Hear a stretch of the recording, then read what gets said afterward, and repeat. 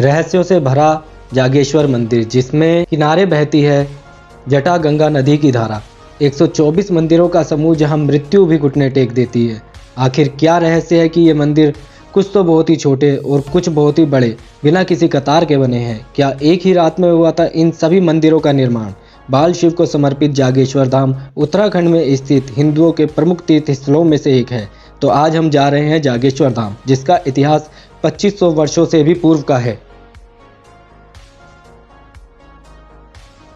लेकिन यहाँ तक पहुँचना हर किसी के लिए संभव नहीं है। तो ऐसे ही रहस्यों और सवालों के जवाब जानने के लिए आप सभी को हम लेकर चल रहे हैं देवभूमि उत्तराखंड में स्थित 12 ज्योतिर्लिंगों में से एक ज्योतिर्लिंग जागेश्वर धाम में।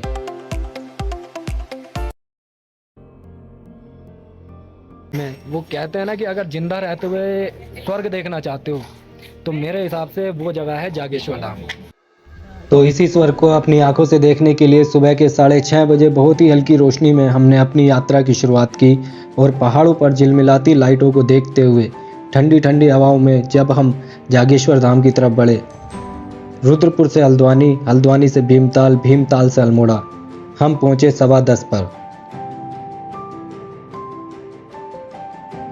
पहाड़ों, झीलों, घाटियों से गुजरते रास्ते और मनमोहक दृश्यों को निहारते हुए 11:15 बजे हम पहुंच गए अपनी मंजिल जागेश्वर धाम पर, मतलब बाबा के धाम नागेश दारुका वन में।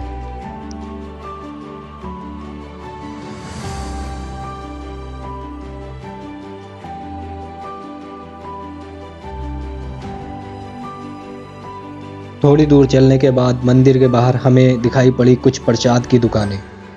यहाँ से भक्तगण प्रसाद तथा अन्य पूजा सामग्री प्राप्त कर सकते हैं और इन दुकानों के ऊपर भक्तों के ठहरने, खाने पीने की पर्याप्त व्यवस्था भी है। पहाड़ का शुद्ध खाना, वातावरण का तो जवाब ही नहीं है। तो चलो अब आपको लेकर चलता हूँ मंदिर के अंदर और आपको बताऊंगा वो रहस्य कि ऐसा क्या है इस मंदिर में कि मृत्यु भी घुटने टेकने पर मजबूर हो जाती है। लेकिन उससे पहले आपको दिखाता हूँ मंदिर का परिक्रमा पथ और अब आपको दिखाता हूँ वो शिलाएं जिन पर भारत सरकार के निर्देश अंकित है। अब आपको दिखाता हूँ यहाँ पर चढ़ने वाला प्रसाद। विपिन भाई, और ये हमारा प्रसाद जो यहाँ चढ़ता है, प्रसाद भी मैं आपको दिखा देता हूँ। दिखा, दोनों दिखाना, तीसरा भी दिखा। तीसरा ये है, तो ये जो है प्रसाद यहाँ पे चढ़ा है जो। तो अब हम आ चुके हैं मुख्य मंदिर के सामने और अब मैं आपको इस मंदिर के बारे में अचंभित करने वाली बातें बताऊंगा। लेकिन उससे पहले मंदिर के मुख्य द्वार पर लगी दो इन मूर्तियों को देखिए।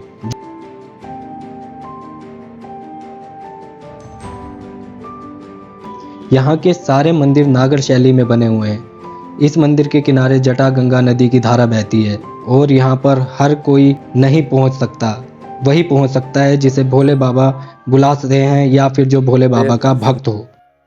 ये जो बुला रहे हैं, जिसके हृदय में बैठे हैं उसको बुला रहे हैं, सब नहीं आ सकते। कभी कभी आधे रास्ते से मैंने हर एक आदमी को देखा, आधे रास्ते वापस चला जाता है। वो कहते हैं ना कि अगर जिंदा रहते हुए स्वर्ग देखना चाहते हो तो मेरे हिसाब से वो जगह है जागेश्वर धाम। अब मैं ऐसा क्यों कह रहा हूँ, ये पीछे का व्यू तो आप लोग देख ही रहे होगे कितना मस्त आ रहा है। ये अपना भाई आशीष है, ये भी अपने साथ है और हम तो आए हैं यहाँ पर। तो भाई सबसे पहले तो हर हर महादेव। और दूसरा मैं ये कहूँगा कि अगर कारीगरी देखनी है ना, अगर अपने सभ्यता को समझना चाहते हो, सनातन के बारे में जानना चाहते हो तो यहाँ आओ। यहाँ पर सुख, शांति, ज्ञान सब कुछ आपको मिलेगा। और सबसे बड़ी बात, ये जो मंदिर आप देख रहे हैं ना, ये हर एक मंदिर के अंदर आपको शिवलिंग नजर आएगा। सबके अंदर लिंग रूप में, पिंड रूप में भोले बाबा विराजमान है और इनकी नक्काशी जो है ना वो देखने लायक है। ये सारी पत्थरों की नक्काशी है। अभी मैं आपको साथ में दिखा देता हूँ और पीछे का व्यू दिखाता हूँ आपको मैं। ये देखिए हम किस जगह खड़े हैं, ये देखिए मस्त व्यू है ये एकदम, ये देखिए। और मेरे भाई ये जो मंदिर बने हुए हैं, सोचो ये कितने साल पुराने होंगे, लेकिन इनकी कारीगरी आज भी जिंदा है। और ये हमें बताती है कि हमारे पूर्वजों ने हमें ये विरासत देने के लिए कितनी मेहनत की होगी, कितना परिश्रम किया होगा। और आज ये चीज़ हम लोग देख पा रहे हैं, ये हम लोगों का सौभाग्य है। भाई कहने के लिए शब्द कम पड़ रहे हैं। नक्काशी इतनी अव्वल दर्जे की है आप देखोगे तो आपको लगेगा कि भाई मतलब ये चीज़ें बिल्कुल अभी मुंह से बोल देंगी, जबकि इसमें से कुछ शिलाएं जो हैं वो खंडित हो चुकी हैं, लेकिन उसके बावजूद ये जगह जो है वो मेरे हिसाब से आइडियल है। आइडियल है।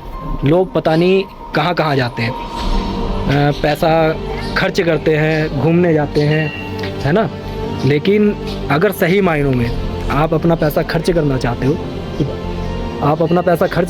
हो, तो भाई मेरा सजेशन है कि आप आओ जागेश्वर धाम, और जागेश्वर धाम आ करके आप अपने पैसे को सही जगह लगाओ, और आपको भी सुख शांति जो महसूस होगी ना, और जो अपनी सभ्यता और अपने पूर्वजों के बारे में जो ज्ञान मिलेगा, वो आपको मेरे हिसाब से दुनिया के किसी कोने में नहीं मिल सकता। कारीगरी अव्वल दर्जे की, ये देखते जाइए आप, हम यहीं पर हैं परिसर के अंदर। और ये मंदिर देखिए, आज की डेट में इतनी अच्छी तकनीक होने के बाद भी हम इसकी टक्कर नहीं ले सकते। मतलब ये उस तरीके से शिलाओं के ऊपर उकेरा गया है, कितना ज्ञान होगा उनके अंदर, कितना परिश्रम, कितना धैर्य होगा कि ये सब उन लोगों ने हम लोगों के लिए संजो करके रखा, और आज हम इस चीज़ का लाभ उठा भी रहे हैं और लोगों तक पहुंचा भी रहे हैं। बाकी वीडियो में आपको और भी बहुत कुछ देखने को मिलेगा, हम भी मिलेंगे, और उम्मीद ये करता हूं कि सनातन संस्कृति को आगे बढ़ाने के लिए आप लोग भी हमारा सपोर्ट करेंगे, और चैनल को लाइक और सब्सक्राइब करेंगे, वीडियो को आगे शेयर करेंगे। और भाई सनातन के बारे में क्या कहूँ कि भाई जिसका आदि है ना अंत है, इसका एक छोटा सा नमूना आपको यहाँ देखने को मिल जाएगा। जिन लोगों को लगता है कि सनातन है क्या, उनको यहाँ आना चाहिए, उनको यहाँ आकर के पता चलेगा कि आखिर सनातन की विरासत असलियत में है क्या। लोग सिर्फ आडंबरों पे मरते हैं, लेकिन जो सच्चाई है ना वो यहाँ आकर के पता लगती है कि असलियत में सनातन की सच्चाई क्या है, हम कितने डेवलप थे और आज हम कहाँ हैं। दूसरों को देख करके हमने जीना शुरू किया, अपनी संस्कृति छोड़ दी, और आज हम लोगों का ये हाल है। तो बाकी वीडियो पे बने रहना, लास्ट तक देखना, मिलेंगे। 2500 वर्ष पूर्व बने इस मंदिर में सर्वप्रथम शिवलिंग की पूजा आरंभ हुई। दुनिया का पहला स्वयंभू शिवलिंग यहीं पर प्रकट हुआ था। मान्यता है कि मृत्यु शैया पर लेटा व्यक्ति भी अगर बाबा के दर्शन एवं पूजा अर्चना कर ले तो यम भी उस व्यक्ति को जल्द लाने का साहस नहीं जुटा पाते हैं। देवदार के घने जंगलों के बीच बसे इस मंदिर में एक कुंड ऐसा भी है जहां श्री राम के पुत्र लव और कुश ने हवन किया था। यहाँ के मृत्युंजय मंदिर में पूजा करने से अकाल मृत्यु का खतरा टल जाता है। परिसर में मंदिरों की संख्या लगभग 125 से 135 के बीच है और 174 मूर्तियां भी हैं। यहाँ के मुख्य मंदिर में जो पीतल की मूर्ति है वो पोन राजा की बताई जाती है और यहाँ पर शिव नागेश रूप में विराजमान है। 7वीं से 12वीं शताब्दी के बीच बने इस मंदिर के प्रमुख रूप से शिव, विष्णु, शक्ति एवं सूर्य की पूजा होती है। यहाँ पर कमल कुंड के नाम से ये कुंड जाना जाता है। आज जिस कुंड को हम कमल कुंड के नाम से जानते हैं, ये वही कुंड है जिसमें लव और कुश ने भगवान शिव को प्रसन्न करने के लिए हवन किए थे। मान्यताओं के अनुसार राजा दक्ष, लव कुश आदि गुरु शंकराचार्य, पांडवों की कहानियां भी इस स्थान से जुड़ी हुई हैं। नागर शैली से बने इस मंदिर को लकड़ी एवं सीमेंट के बजाय पत्थर की शिलाओं से बनाया गया है। स्कंद पुराण में लिखा गया है कि जागृत रूप में भगवान शंकर यहाँ पर बैठे, शिव और पार्वती रूप में लिंग में दो भाग में बैठे हुए हैं। तो जो देवदार का जो वृक्ष है ये भी उनकी स्वरूप माना जाता है। वृक्ष भी भगवान का स्वरूप माना जाता है, अर्धनारीश्वर है, तो उनकी भी पूजा होती है। तो ये जो नागेशंग दारुका बने लिखा है, तो इसके बारे में पूर्व पुराण वर्णन है। पूर्व पुराण कहता है कि भगवान जो है यहाँ पर साक्षात रूप से बैठे। इनके बारे में कहा जाता है कि हजारों सप्त ऋषि यहाँ तपस्या करते थे सतयुग में।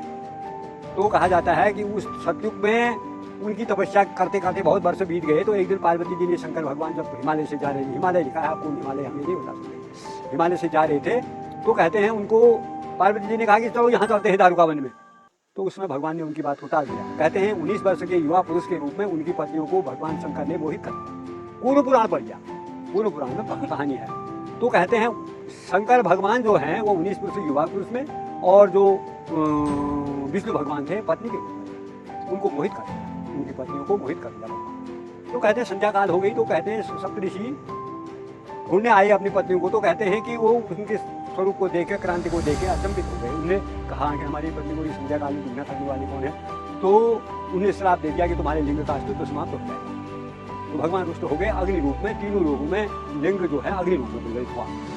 33 कोटि देवता आए, वो 33 कोटि देवताओं के मंदिर में। लेकिन उन्हें देखकर पता लगता है कि वो कितने साल पुरानी होंगी। आप ये देखिए कितनी प्यारी नक्काशी है, देखिए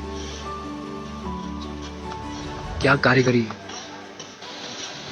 और ये देखो नीचे नदी की धार बहती हुई और काम चल रहा है यहाँ पर।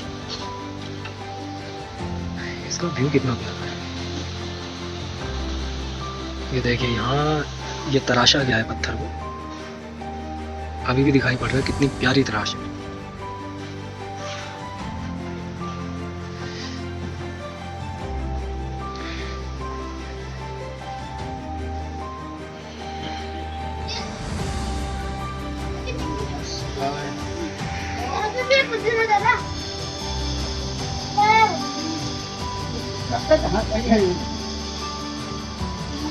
यह है नंदा देवी मंदिर,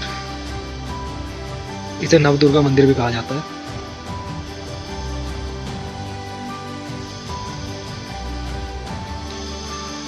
पर भाई खूबसूरती देखते बनती है इस मंदिर की।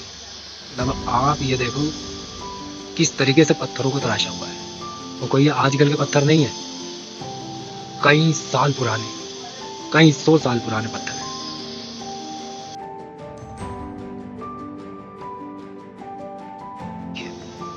जागेश्वर का ये मंदिर, ताड़ेश्वर मंदिर नाम है इसका। अंदर लिंग रूपी शिव जी विराजमान, और इसके बगल में फिर एक शिवलिंग है। और यहाँ एक और दूसरा मंदिर है। ये देखिए ये प्योर पत्थर से बना हुआ है भाई, और ये कोई आज का नहीं है, पता नहीं सदियों पुराना है। और इस लेवल का काम आपको मेरे ख्याल से शायद ही कहीं देखने को मिलेगा। ये है हमारा सनातन, इसका नाम है लकुलीश मंदिर, और इसमें भी लिंग रूपी शिव भोले विराजमान है। यहाँ सब अपने कार्यक्रम वगैरह कर रहे हैं, जिसको जो पूजा अर्चना करनी है, अपन यज्ञ वगैरह जो भी करना है सब यहाँ पर। ये मंदिरों की संख्या देखिए और इनकी नक्काशी देखिए, और ये पत्थर सोचिए कितना पुराना होगा। आपको थोड़ा पास से दिखाता हूँ। कुछ शिलाएं खंडित है, लेकिन आज भी अपने आप में जीती जागती हैं और अपने इतिहास को बता रही है। सिर्फ जरूरत है हम लोगों को समझने की। ये है प्रमुख मंदिर, जिसे मैं आपको बाहर की तरफ से दिखा रहा हूँ। आप इसका मतलब ये देखिए, इस पे कितनी महीन कारीगरी की हुई है, कितनी मेहनत लगी होगी, और क्या लेवल होगा उन कारीगरों का जो उन्होंने इन पत्थरों पर, इन शिलाओं पर जान डाल दी। ये देखिए ये बाबा का मुख्य मंदिर है। ये सामने कार्य चल रहा है।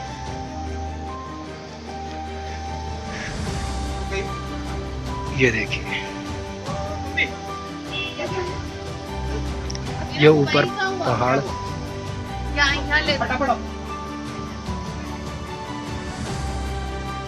भाई मतलब अगर एक बार आप लोग यहाँ आ जाओगे ना, तो आपका यहाँ जाने का दिल ही नहीं करेगा यहाँ से जाने का। और जितने भी ये छोटे बड़े मंदिर आपको दिख रहे हैं, सब में शिवलिंग रूपी भोले विराजमान है।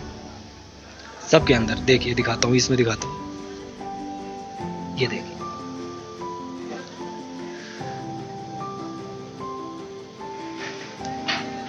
दो मंदिर ये हैं सामने, इनमें भी बाबा भोले लिंग रूप में विराजमान है।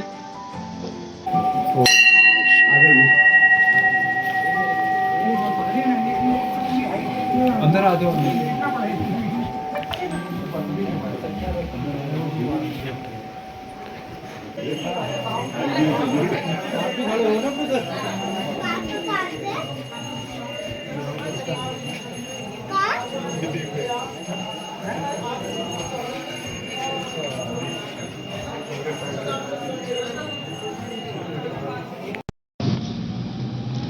जागेश्वर धाम में पूजा अर्चना करने के बाद अब समय हो चला था अपने घर की तरफ वापस बढ़ चलने का, और अब हमने बाबा को नमन करते हुए घर की तरफ विदा ली।